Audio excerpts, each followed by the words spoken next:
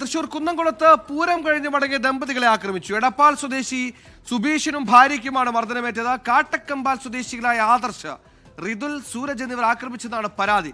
ശ്രീകുമാരൻ തൃശൂരിന്റെ ശ്രീത്ത് എന്തിനാക്രമിച്ചു എന്നാണ് പരാതി.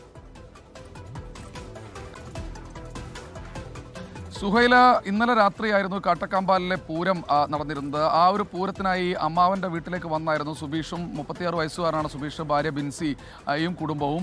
എന്തായാലും ഈ പൂരത്തിനിടെ അമ്മാവൻ്റെ മകൻ പ്രണവ് സ്വന്തം ക്ലബ്ബിലെ അംഗങ്ങളുമായി ചെറിയൊരു വാക്കുതർക്കമുണ്ടായി. ഈ വാക്കുതർക്കത്തിൽ ഇടപെട്ടതാണ് ഈ പ്രതികളെ പ്രകോപിപ്പിച്ചതെന്നാണ് പോലീസ് പറയുന്നത്. 3 പേർക്കെതിരെ ഇപ്പോൾ പോലീസ് കേസെടുത്തിട്ടുണ്ട്. ഇടിക്കട്ട പോലുള്ള എന്തോ ഒരു മാരകായുധം വെച്ച് മുഖത്തേക്ക് ഇടിച്ചതാണെന്നാണ് പറയുന്നത്. സുബീഷിൻ്റെ കണ്ണിന് മാരകമായി പരിക്കേറ്റു. പക്ഷേ പരിക്ക് കാര്യമായ രീതിയിലുള്ള ഗുരുതരമല്ല എന്നാണ് പോലീസ് പറയുന്നത്. ഇരുവരെയും, ഭാര്യ ബിൻസി, അവർക്കും പരിക്കേറ്റിട്ടുണ്ട്, മർദ്ദനമേറ്റിട്ടുണ്ട്. ഇരുവരെയും കുന്നംകുളത്തെ സ്വകാര്യ ആശുപത്രിയിൽ പ്രവേശിപ്പിച്ചിരിക്കുകയാണ്.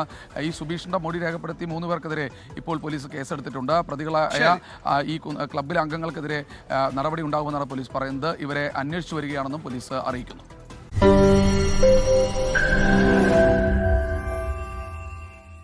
ലോകത്തെവിടെയായാലും ഏത് സമയത്തും 24 വാർത്തകളും ഓഗ്മെന്റഡ് റിയാലിറ്റി പാക്കേജുകളും എക്സ്പ്ലെയിനറുകളും വിശദമായി കാണാൻ ഞങ്ങളുടെ യൂട്യൂബ് ചാനൽ നിങ്ങൾക്ക് സബ്സ്ക്രൈബ് ചെയ്യാം.